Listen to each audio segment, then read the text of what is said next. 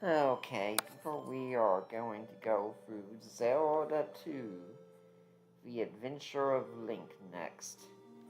I hope the volume works okay. I heard a friend say that it seemed a bit quiet when I spoke, but I'm going to turn the game volume down to see if that helps. But this game is often considered the black sheep of a family. I'm going to start a new one just to make sure that everything's good here. A lot of people really hate this Zelda game. I've never been one of them. I've always enjoyed Zelda II, The Adventure of Link. It is the first Zelda game I remember, and the only one I know that has experience points that you gain. And it's a side scroller, it's a more of a platformer than anything else, I'd say. But the story starts, and Zelda's under a sleeping spell, and Link has to go get the Triforce of Courage to wake her up, and to do that, he has to place stones in 6 different palaces, defeating the enemies therein. So, seeing the problem right there, right at the start, why not start talking about the problem? That is the problem of evil. Now, the problem of evil has never really intellectually concerned me that much. I understand on an emotional level it is very powerful.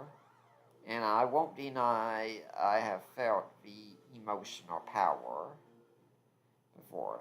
Heck, I'm divorced. It kind of comes with the territory. Well, that wasn't what I was expecting. These bats are called aches, by the way, for some reason. And whenever you gain a level, you get some attribute goes up, and then the counter restarts again. So that when life goes up, it's not that your health itself goes up, but you can take more damage than you could before. In other words, enemies don't hurt you as much as they did. So, anyway, evil, it's just kind of been, in many ways, a non-issue for me.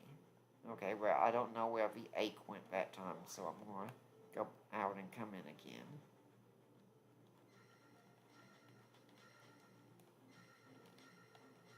And there it is.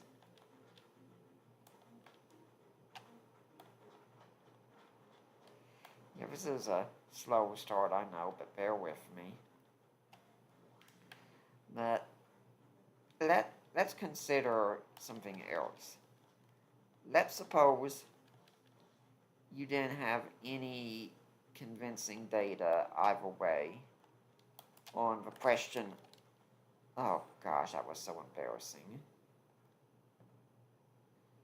Okay, well, this is embarrassing to me, but I'm a perfectionist, so. Yeah, I hate that I did this, and it was a big mistake I was scared of making if I started live streaming, but I can make mistakes. So, yeah, return again and continue. Okay, so we're just going to try and go through this again, because I like to save as many lives as I can. Let's suppose you didn't know anything about the question of the existing of God. You were very ambivalent on the matter. There was no strong evidence for in your mind, but there was also no strong evidence against. And you were looking at the problem of evil and saying, why does this evil happen if there is a good God in this world?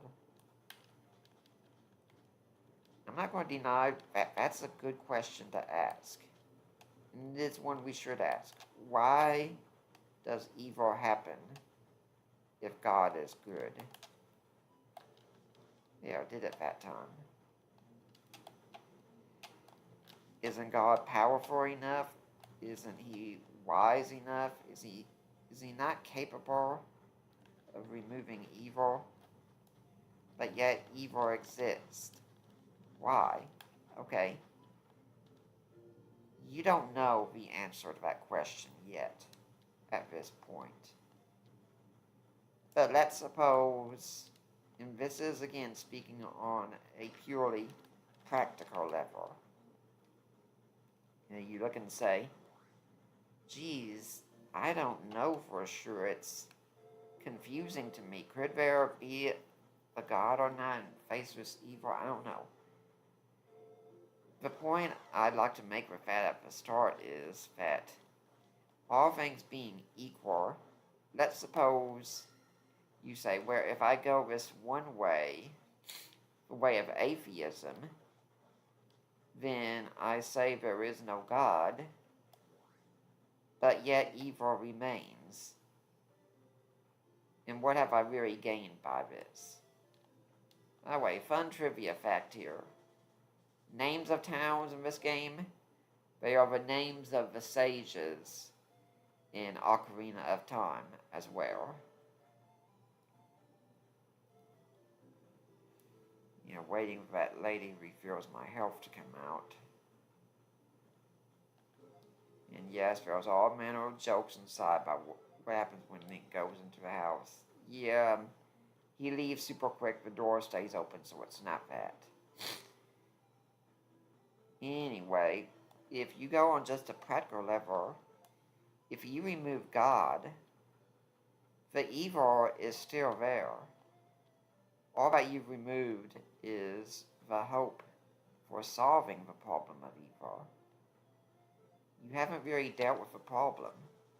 What gain have you got by removing God? I know it's not a one-to-one analogy, but it's like picturing playing Zelda II and saying, okay, we're going to have Zelda II, the story's going to work out the same way with what happens to Zelda, and this time, there's no Link to save her.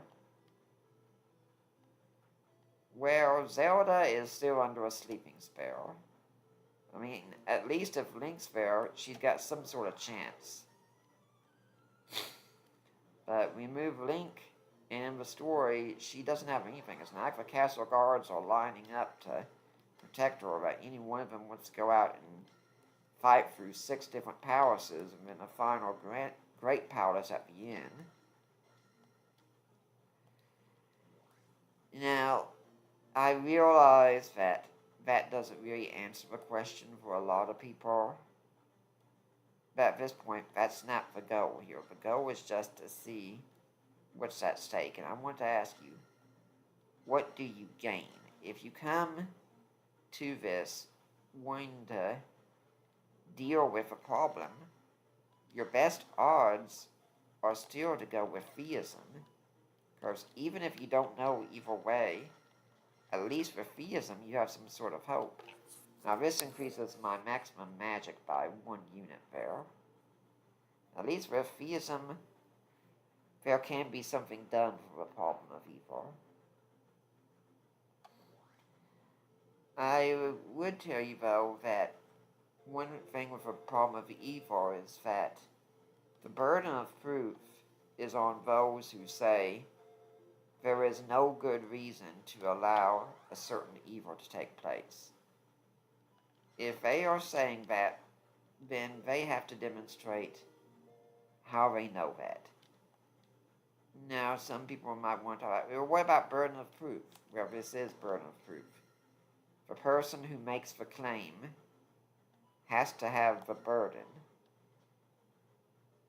The theist doesn't have the burden to demonstrate what the reason is, or that he even knows what a reason could be. Back all I can say is, yeah, God could have a reason, and I don't know it, and at this point all you've proven is I'm not omniscient, so very good with that. And because I got the trophy there, I can go and get a new spell here. That's what we went to that northern cave for.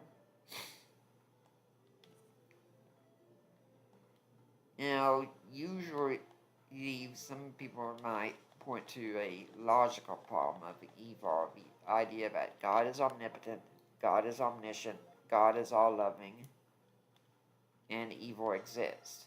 And these can't work together. Truth is, many atheists who are actual philosophers, I don't mean armchair philosophers, I mean these people are scholars, they have PhDs in that field. They pretty much agree the logical problem of evil is fallacious. It does not work. Now notice I said the logical problem of evil, not the problem of evil itself. They still use the problem of evil, but they use it differently.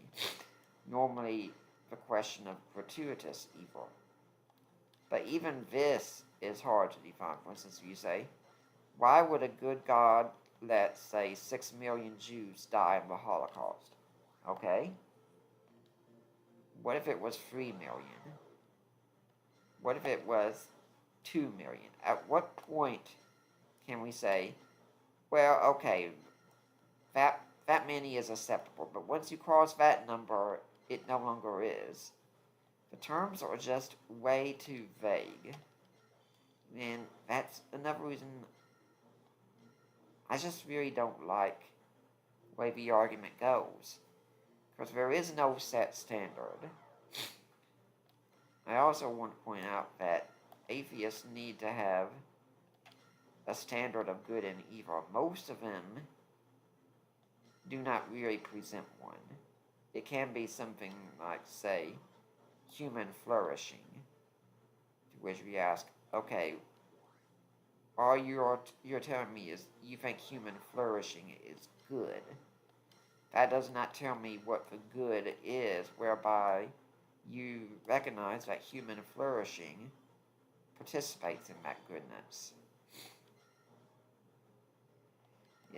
It's again why you define your terms. And on another live stream sometime, that's what I prefer, getting the experience bags. On another live stream sometime, we'll go over the definition of good that I have. And no, it's not going to be that God is the definition of good. I'll even be glad to explain why I think that's fallacious. But we'll get there another time. So, if the atheist has no standard of good, then how they even recognize good and evil itself can be a problem.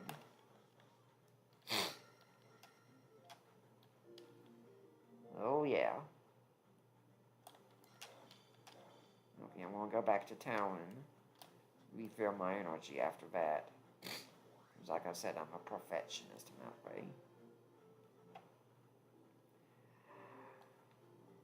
Yeah, I won't deny, like I've said though, that in the face of a lot of suffering, it hurts. And you know what? That's okay. I'm not saying it's good, I'm saying it's okay. Because you know what? Suffering should hurt. It should be painful. No one should want to suffer for the sake of suffering. It's okay to feel bad about something. We place so much stock in our emotions, in our culture, but it's okay to feel bad about something. It's okay when life doesn't seem to be going your way to ask why that is so. And it's even okay to question God about this. Note, questioning God is not the same thing as questioning His existing. But it is okay to go with prayer and say, God, why is this happening? After all, haven't you read the Psalms? That's what happens in them. Please note that Link, powerful warrior who takes down Ganon, can be defeated by bubbles here. Because unfortunately, just touching one of these will knock you back, and if you go into the water, you die. That's it. Really sad state of affairs. And at this area, this one area out here, this one game, the enemies are a little bit stronger. Anyway, it's okay to complain even about suffering. The psalmist did. Job does. Even Jesus in his prayer says, if there be another way, let this cup pass through me. Now we're going to beat this guy first in case he damages us. But after that, there you go. So the magic jar and the heart containers are the only way to increase your health in the game. It's okay to ask why. And it's okay to be hurt by it. When I went through my divorce at the start, because in a sense, I still consider myself going through my divorce as it still hurts. I had to make a choice. I could get, to use the phrase, it might sound corny, but it still works. I could get bitter, I could get better. I could lie around all day saying, woe is me, my wife left me, what am I going to do? And this is Parappa Palace, by the way. You might recognize it from the Smash Brothers games. And let's just say at this point also, when dealing with the palaces, whatever you think about Zelda II, it does have some of the most epic music. So, anyway, I could have done any of those things. And I'm not going to deny, there was a time for grieving. Definitely. It is a real loss. And I still grieve at times today. In the Stalfos, from the original Legend of Zelda, sure got an upgrade here. I still grieve. You know what? I decided if I lived my life in defeat, she won. She defeated me. She overcame me. She has that power over me. And I decided I wasn't going to live that way. So, I made a choice to get on with my life regardless. Yes, I was back to living with my parents again, and at 40 years old, that's not anything a man wants. But such is life. Believe it or not, for some of you, it is possible to cure this thing.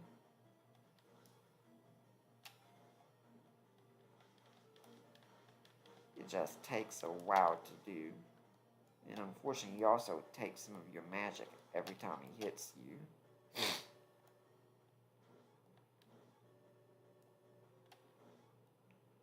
Okay, here's what I'm going to do. I'm actually going to just grind a little bit, because generally I prefer to have my attack power up, and I didn't want to do anything more besides that. So I'm going to go out to the desert again and get my attack power up. Makes it just a little bit easier to do that. Maybe go back to town and get my health up too. But I moved back in, got a job, and the job wasn't anything I wanted either. I was working at the Walmart, okay, and I had some good managers, but I do remember I had one that was particularly, well, now I think about two that were particularly awful to me. Like, I had a sciatic nerve at one point, and one of them was threatening to write me up if I didn't stop leaning on things when I was in intense pain at the time.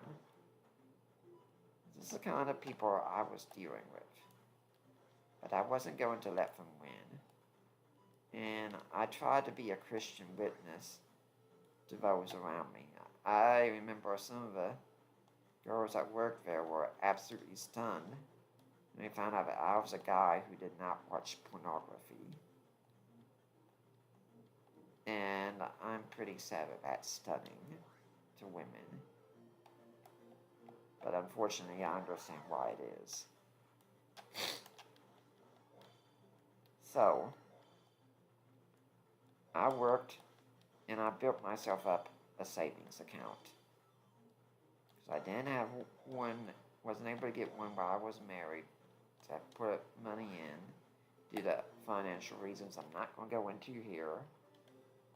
But I earned up a lot because I knew I wanted to go to seminary and finish my master's. And being a member of a Southern Baptist church, at the time I was told, if you go to a qualifying Southern Baptist seminary, you can get 50% off on tuition. Well, that was an enticing enough offer to me. So I accepted that, and I asked my pastor at the time, man, can you send me a list of qualifying schools? So he did, and I looked at the list, and there at the bottom was New Orleans Baptist Theological Seminary. I knew people there because I'd spoken at Defend. I knew they had a strong apologetics base. And so I said, there, that is it, that's where I'm going. And as I am making this live stream, that is where I'm at. I'm right here at the seminary, talking to you.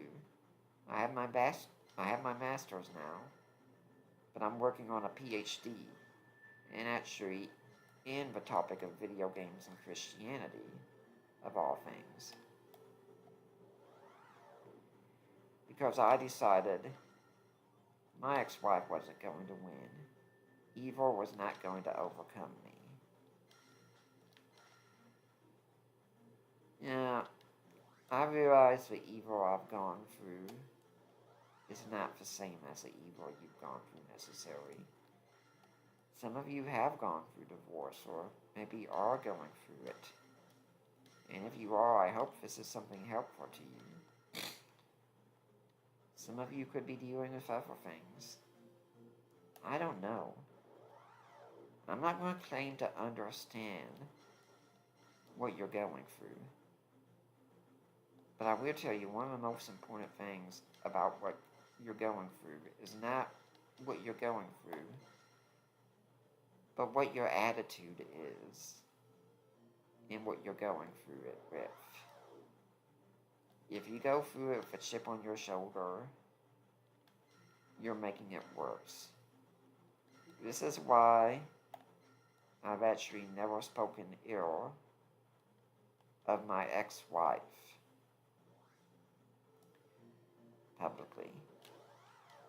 I don't even think I've spoken ill of her privately, not even in therapy.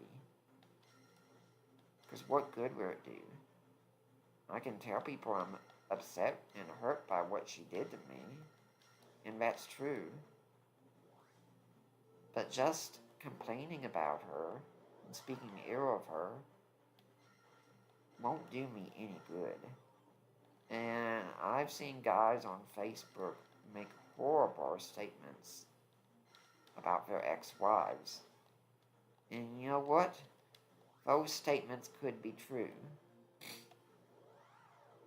But all I know is when I see them, I see, gosh, you got a lot of anger you need to work through. It doesn't really make me see them in a good light. Because regardless, this is a person you promised to love and cherish till death do you part. Did you mean that? Because if you ask me today, hey, do you still love your ex-wife? Yeah, of course. Doesn't mean I trust her. I would. She'd have to go a long way to do a lot of things to earn my trust back. But I wish no ill on her. I mean, I know it's going to come, some, because it comes to all of us. But if it comes, I hope it drives her to repentance. That's my sincere hope for her. I pray for her every night. First, that I will forgive her. Because I think I already have, but it's not a one-time thing. I think I'm constantly forgiving. Because whenever I remember the pain of what I've gone through, I have to forgive again. So that's what I do. I forgive again. Every time. Anyway, I realize that grinding is not the most exciting thing to watch. So I think I'll probably just go right on back to the palace now. I forgive again, and then I praise your turn to God and find forgiveness for divorce. I'm serious about this. What do I gain if she suffers? How is my life better if hers is harder? It's not. There's no benefit for me in that. And if I think ill of her or speak ill of her, she's not hurt by that. If anyone's hurt by that, it's me. In that I become a person who lives with animosity. I don't want to become that person. I want to be the better person in this. So whatever suffering you're going through, I encourage you to try and grow from it. And if there is a God, which I hope there is, your suffering can be redeemed. It doesn't mean your suffering is good, but it can be redeemed for good. And that's something you really should keep in mind. I'm just going to go this way again just so I can fight that style foe again and gain 30 experience points, because right now that's 10% of the way to my level. Anyway, bots, those enemies, they're stronger in palaces than they are in the overworld. Your suffering can be redeemed, but only if God is in the picture. If he's not in the picture, well, geez, life sure is hard sometimes, and I guess you drew the short straw. You gain nothing. And if you've been hurt by someone in the past, if God is not in the picture, you have no guarantee of justice at all. They could ultimately get away with whatever evil they did to you. Is that the kind of world you want to live in? No, I'm not saying that because it's something we want, therefore theism is true. But I am saying, in a sort of cost-benefit analysis, that theism gives you much better opportunities than atheism does. At least you can find redemption and justice and hope on theism. You're not going to get that on atheism. You're going to want to cast Shear here, which decreases the damage I take by half. Because once I get my level up, my magic's going to go up anyway. Now, I'd also like to say this to any of you who are going into ministry of any kind here, that someday you could have, this is a scenario I give to budding apologists, in fear I say, you could have a scenario where a crying mother comes to you at your church and you're the pastor, and she says her teenage son just died in a car accident, and she's trying to process it and says, how could a good God let this happen? Real question, okay? But what I say to you at that point is, if you turn into a philosopher at that moment, I will come over and smack you. Because a grieving mother does not need a philosopher. She needs a counselor. She needs a therapist. More than that, she just needs a friend. It might be best, honestly, to have your wife, if you have one, talk to her and say, let's look at this issue together. Let's just talk through what's going on here. Now, the mother's always going to hurt that loss, definitely. But it could be later on that you do try and talk with her and say, okay, you're in a better place now. You're much better able to listen. Now we can talk about the problem of evil. That being said, I think you should try and talk about the problem of evil before it happens.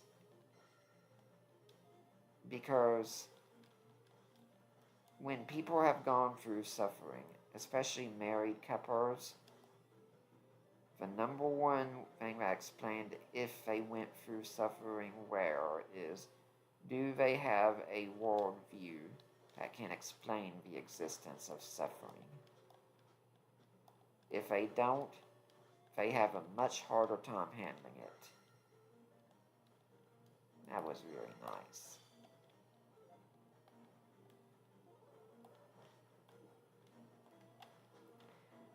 Pastors, please equip your congregation in understanding the problem of evil.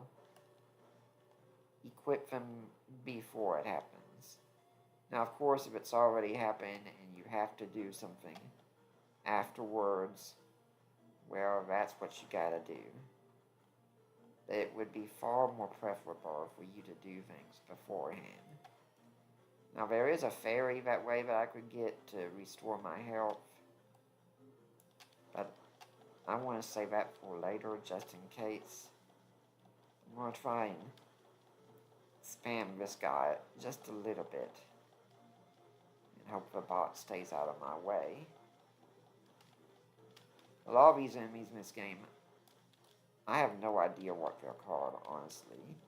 That includes these floating heads. You can go to something like Zelda Dungeon or Zelda Wiki. To which I would like to give a little shout out to another channel that's gone through and is going through the Zelda games, called West Side Entertainment. They've gone through some other games as well, doing a series called Stupidly Explained. Very hilarious, and I think the guy who does the work on him, I think I remember him saying he's a Christian as well, so go check that out. Yeah. But, pastors, please equip your church, because we do live in a world of suffering and evil, and they need to know how to explain it. Your congregation does. Not just so they can answer the atheist that comes to them on Facebook or something, but also for their own personal benefit. Because when I go through suffering, knowing there is a God who does care about me and what I'm going through does make a huge difference for me. It changes everything. And holding hostility, it does not help. It just makes the problem worse. Now keep in mind, I can understand people being angry with God,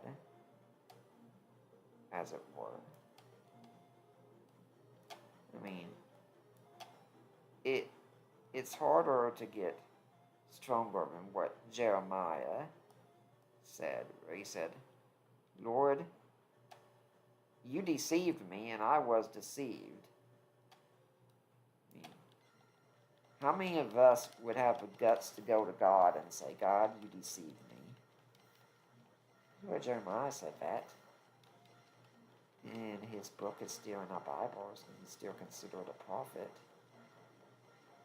He was honest about what was going on in his life. And that's what we should aim for. Be honest. God's a big God. He can take your suffering. Okay, this is the most annoying one to deal with. For some reason this one moves super fast, and other than that, there's no difference between him and the others. And you notice that these do take a long time to beat, and as my attack power goes up, it'll get easier and easier, especially when we get the downward thrust, it'll be easier. But I can't complain about 50 experience points a pop. That's a really nice benefit.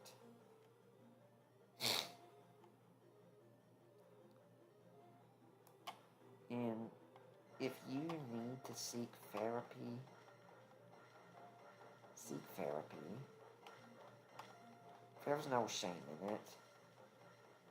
I'm in therapy. I'm not ashamed of that. And if you need to be on medication for some time to help with stabilization, do that. But I would tell you, don't be on medication absent counseling. Medication should be an aid, it should not be the cure-all. Counseling is a necessity. Whew. I always get nervous about that one, but I managed to get it.